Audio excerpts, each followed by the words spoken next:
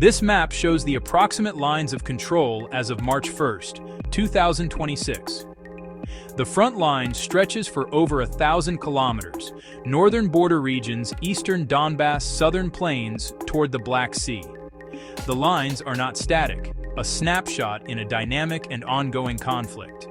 Key regions of intense fighting are marked: Pokrovsk in the east, Dnipro River lower reaches in the south. Russian forces hold territory in the east and the south. Ukrainian forces defend established lines and conduct localized counteroffensives to regain lost ground. The map visualizes primary areas of military pressure and potential future flashpoints. Fortified positions, contested gray zones. The terrain varies significantly. East, open steppe network of mining towns, defensible urban terrain. South, major rivers, irrigation canals, key road and rail bridges. Logistics and engineering are crucial. Geographic control often dictates pace and direction more than manpower or firepower. Main threat this week: concentrated Russian offensive in the east. Objective: encirclement or capture of strategic towns. Ukrainian logistical and defensive hubs. Small towns on critical road and rail lines. Elsewhere, attritional warfare. Artillery duels, drone strikes, small unit actions. Probe for weaknesses, fix enemy troops in place. This strategy consumes vast quantities of ammunition and strains both armies. Civilian populations near the front line remain at extreme risk. Towns and villages face constant shelling, disrupting water, electricity, and medical care. Movement of displaced persons continues, often on the same roads as military convoys, creating complex logistical and humanitarian challenges. Aid groups risk delivering food, medicine, and other essential supplies to these embattled communities.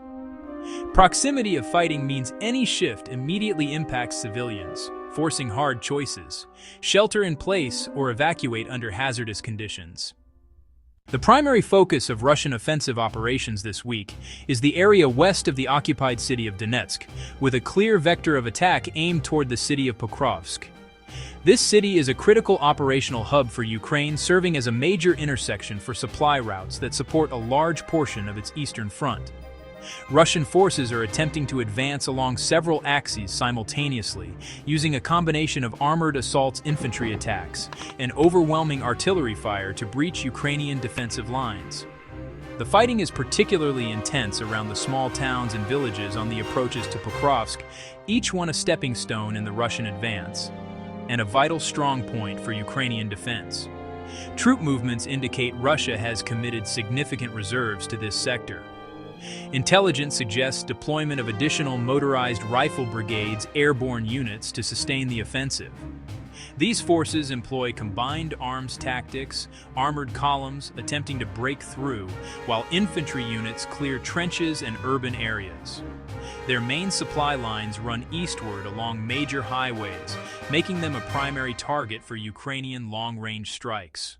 The goal is to overwhelm Ukrainian defenses through sheer mass and continuous pressure, forcing a withdrawal and preventing Ukrainian forces from stabilizing the line. While defending heavily in the east, Ukrainian forces are actively conducting counteractions elsewhere to disrupt Russian operations and create opportunities. A key component is long-range precision strikes against high-value targets deep in occupied territory. This week, there were confirmed strikes on ammunition depots, fuel storage facilities, at least one major command and control center. Attacks use a mix of Western-supplied missile systems, domestically produced long-range drones. The goal? Degrade Russia's logistical capacity and make sustaining frontline offensives harder. On the battlefield, Ukrainian units employ asymmetric tactics to counter Russia's numerical advantage in armor and artillery. Small, mobile infantry groups equipped with advanced anti-tank guided missiles and first-person view FPV drones. Ambush armored columns. These teams operate autonomously, using terrain for cover and concealment to strike and quickly relocate. FPV drones, small, fast, and armed with explosive charges, have become ubiquitous. They target individual vehicles, trench systems, and small groups of soldiers, creating a constant threat that forces Russian troops to remain dispersed and under cover, slowing their operational tempo. Another key effort is interdicting Russian supply lines. Beyond long-range strikes, this involves special operations forces and partisans behind enemy lines. They target railway bridges, road junctions, and convoys to create bottlenecks and disrupt supply flow. While success of these actions can be difficult to verify, the cumulative aim is to starve frontline units of fuel and ammunition. That forces Russia to bolster rear area security, divert troops from offensive roles, and stretch logistical chains further. In response to Russia's air superiority and use of glide bombs, Ukraine adapts its air defense network. Deploy sophisticated Western systems to protect critical cities and infrastructure, while also using mobile, shorter-range systems for frontline protection. A key development this week: increased use of electronic warfare systems to jam guidance systems of Russian drones. The southern front, particularly in the Kherson region, Zaporizhzhia region, remains a highly contested but less mobile theater. Compared to the east, the front line here is largely defined by the Dnipro River, which acts as a formidable natural barrier. Ukrainian forces hold the West Bank, including the city of Kherson, while Russian forces occupy the East Bank. The primary military activity consists of artillery duels across the river, drone reconnaissance, small-scale amphibious raids by Ukrainian special forces. Control of the river's delta remains contested, the Kinburn Spit, impacting maritime access to the port of Mykolaiv. Impacting maritime access to the port of Kherson, logistics are the central feature of the fight in the south. The main Russian supply lines run through a narrow land bridge from Russia proper and across the Kerch Strait Bridge. These arteries are vulnerable to Ukrainian long-range strikes. This week, Ukrainian forces claimed a successful drone strike on a railway ferry service operating near the Kerch Bridge, temporarily disrupting the movement of military hardware.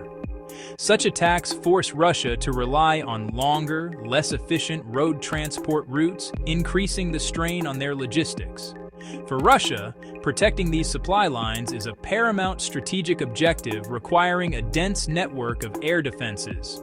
The threat at sea has evolved. The Russian Black Sea Fleet has been forced to relocate most major warships from Sevastopol to ports further east. The threat from missile-carrying vessels and submarines persists. Russia continues to launch Caliber cruise missiles from ships operating in the eastern Black Sea, targeting Ukrainian infrastructure and targeting Ukrainian cities. In response, Ukraine has escalated its use of naval drones. This week saw another attempted attack by a swarm of these unmanned surface vessels on a Russian naval patrol boat near the Crimean coast. These low-cost, high-tech weapons have effectively created a denial zone for the Russian Navy in the western part of the Black Sea. Civilian risk in the south is acute, especially for residents of Kherson City and other communities on the west bank of the Dnipro. These areas are within easy range of Russian artillery and mortar fire from the East Bank, and shelling is a daily occurrence. The destruction of the Kakhovka Dam in 2023 continues to have long-term consequences, altering the landscape and creating challenges for military operations and creating challenges for agriculture in the region. Displaced populations from Russian-occupied territories in the south continue to face significant hardship, with reports of forced conscription and suppression of Ukrainian identity. The contest for the south is as much about controlling logistical routes and waterways as it is about holding territory. The war in the air remains a deadly stalemate over the immediate front line, but the battle for the deep rear has intensified. Both sides are constrained by formidable ground-based air defense systems, making low and medium-altitude flight extremely risky near enemy positions. Consequently, Russia has increasingly relied on standoff weapons, glide bombs, cruise missiles launched from bombers in relative safety. This week, a major wave targeted energy infrastructure far from the front. Cruise missiles, ballistic missiles, part of a strategy to degrade Ukraine's economy and civilian morale. Ukraine's air defense is a layered patchwork Soviet-era systems, modern Western systems, performing under immense pressure.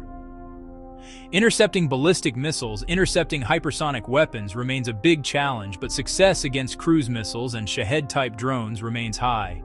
The key challenge: limited interceptors for top systems like the Patriot. Russia appears to be exploiting this with large combined wave swarms of drones, waves of missiles trying to saturate defenses and let some get through. Advanced air defense sites are closely guarded, top priority targets. The drone war has scaled up and become more sophisticated. Both sides mass-produce FPV drones and larger reconnaissance and strike UAVs. The battlefield is more transparent. Aerial detection of movement. Evidence this week: Russia using mother drones to extend FPV range. Mother drones extended range FPVs striking deeper behind lines. Ukraine is launching its own long-range drones deep into Russia, striking oil refineries, striking military airfields. The electronic warfare battle is critical and mostly invisible. EW systems are used to jam GPS signals, disrupt drone control frequencies, interfere with communications. Successful EW can render fleets of drones useless or send precision-guided munitions off course. Ukrainian sources reported increased Russian jamming along the Eastern Front, complicating reconnaissance and targeting. Dominating the electromagnetic spectrum is decisive, both nations investing in stronger, more resilient EW tech. The most significant near-term risk is a Russian breakthrough in the east, specifically in the direction of Pokrovsk.